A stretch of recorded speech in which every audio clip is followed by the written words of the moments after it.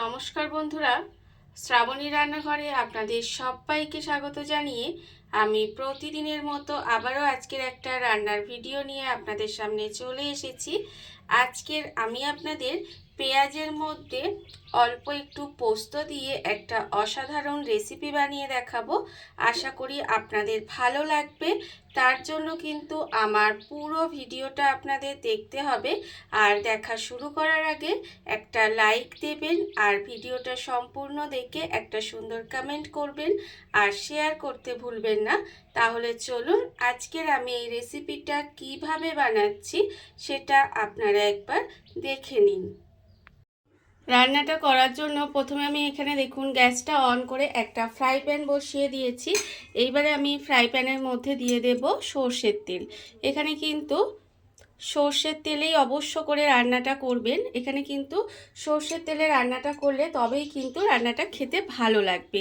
এইবারে দেখুন তেলটাকে প্রথমে খুব ভালোভাবে একটু গরম করে নেব। তেলটা কিন্তু প্রথমে খুব ভালোভাবে একটু গরম করে নিতে হবে।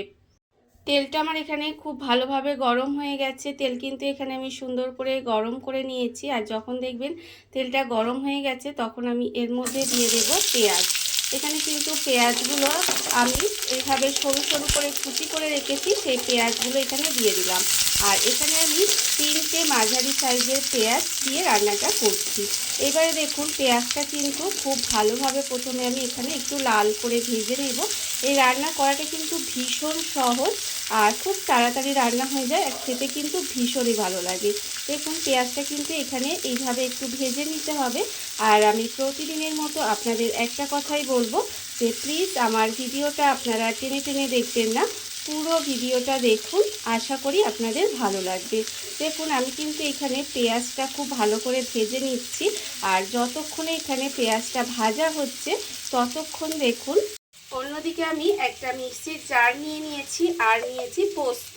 এখানে কিন্তু পোস্তর পরিমাণটা একটু বেশি দিতে হবে, দেখতেই পাচ্ছেন বেশ অনেকটা পরিমাণে আমি পোস্ত দিয়েছি। এইবারে আমি দিয়ে দিচ্ছি এর মধ্যে কাঁচা লঙ্কা। এখানে 3টে কাঁচা লঙ্কা আমি এইভাবে একটু ভেঙে ভেঙে দিয়ে দিলাম। তবে আপনারা কতটা ঝাল খাবেন সেটা বুঝে কিন্তু লঙ্কাটা দেবেন, আর এটা একটু ঝাল ঝাল খেতেই বেশি ভালো লাগবে। এইবারে দেখুন এটাকে একটু প্রথমে শুকনো গুঁড়ো করে নেব। পোস্তটা দেখুন আমি এখানে কাঁচা লঙ্কা দিয়ে গুঁড়ো করে নিয়েছি। এইভাবে প্রথমে একটু গুঁড়ো করে নিলে পোস্তটা খুব ভালোভাবে পেস্ট হয়ে যাবে। এইবারে এর মধ্যে দিয়ে দিচ্ছি জল। এখানে কিন্তু অল্প পরিমাণে একটু জল দিয়ে দিলাম, দিয়ে এবারে এই পোস্তটাকে খুব ভালোভাবে বেটে নেব। এটা কিন্তু সুন্দর করে বেটে নিতে হবে। পোস্তটা বেটে আমি এখানে বাটির মধ্যে ঢেলে নিয়েছি। আর অন্যদিকে দেখুন যে পেঁয়াজটা ভাজছিলাম সেটাও কিন্তু আমার সুন্দর করে ভাজা হয়ে গেছে। আর এই পেঁয়াজটা কিন্তু এইভাবে একটু লাল লাল করে ভেজে নিতে হবে, একদম সুন্দর করে লাল করে যেন ভাজা হয়ে যায়। এইবারে দেখুন যখন এইভাবে লাল হয়ে যাবে, মানে ভাজা হয়ে যাবে পেঁয়াজটা, তখন আমি এর মধ্যে দিয়ে দিচ্ছি আন্দাজ মতো নুন আর দিচ্ছি আমি এখানে হলুদের গুঁড়ো। এখানে কিন্তু নুন আর হলুদ গুঁড়োটা দিয়ে দিলাম, দিয়ে এই পেঁয়াজের সঙ্গে একটু জাস্ট নেড়ে চেড়ে মিশিয়ে নেব। আর এইভাবে কিন্তু একটু নেড়ে চেড়ে মিশিয়ে নিতে হবে। আর আমার চ্যানেলে নতুন বন্ধু পুরনো বন্ধু সবাইকেই বলছি আমার তরফ থেকে অনেক অনেক ভালোবাসা। নতুন বন্ধুদের বলবো যদি আমার চ্যানেলটা সাবস্ক্রাইব করেন তাহলে পাশে থাকা বেল বাটনটা অবশ্যই প্রেস করে দেবেন, যাতে আমি যখনই কোনো নিত্য নতুন ভিডিও আপলোড করব সবার প্রথমে আপনাদের কাছে নোটিফিকেশান চলে যাবে এবং আপনারা আপনাদের সময় মতো ভিডিওটা দেখে নিতে পারবেন।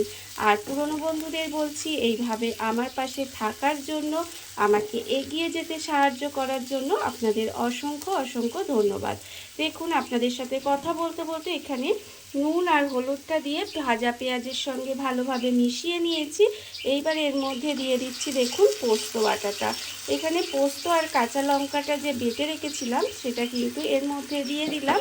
এইবার আমি এর মধ্যে দেব দেখুন পোস্তর বাটিটা যে আছে, সেই পোস্তর বাটিটা ধুয়ে এর মধ্যে জল দিয়ে দিলাম।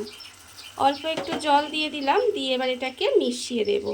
ভীষণই সহজ একটা রান্না, খুব তাড়াতাড়ি রান্নাটা হয়ে যায়, অথচ খেতে কিন্তু ভীষণ সুন্দর হয়। বিশেষ করে এটা আপনারা গরম ভাত দিয়ে কিন্তু খাবেন, দেখবেন ভীষণ ভালো লাগবে। এটাকে এইভাবে একটু মিশিয়ে দেব, মিশিয়ে দিয়ে এবার এটাকে ঢাকা দিয়ে লো টু মিডিয়ামে দিয়ে এটাকে একটু রান্না হতে দেব। ঢাকা দিয়ে কিন্তু এটাকে একটু সময় রান্নাটা হতে দিতে হবে। ঢাকা দিয়ে আমি এটা কিছুক্ষণ এইভাবে রান্না হতে দিয়েছিলাম, আর এর ফলে দেখুন পেঁয়াজটা কিন্তু একদম সেদ্ধ হয়ে রান্না হয়ে গেছে, আর জলটা যে দিয়েছিলাম সেটাও কিন্তু শুকনো শুকনো হয়ে এসেছে, দেখতেই পাচ্ছেন।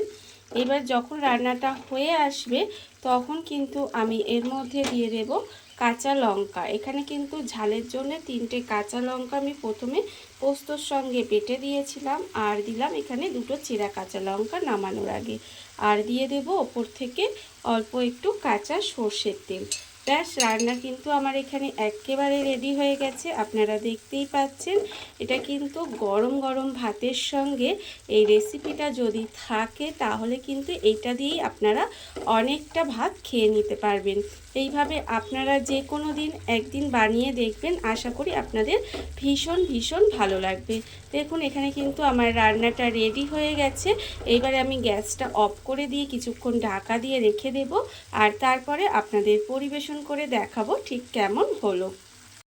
দেখুন বন্ধুরা, বাড়িতে থাকা কত অল্প উপকরণে, কত অল্প সময়, কত সুন্দর একটা পেঁয়াজের সঙ্গে অল্প একটু পোস্ত দিয়ে একটা অসাধারণ রেসিপি তৈরি হয়ে গেছে, আপনারা দেখতেই পেলেন।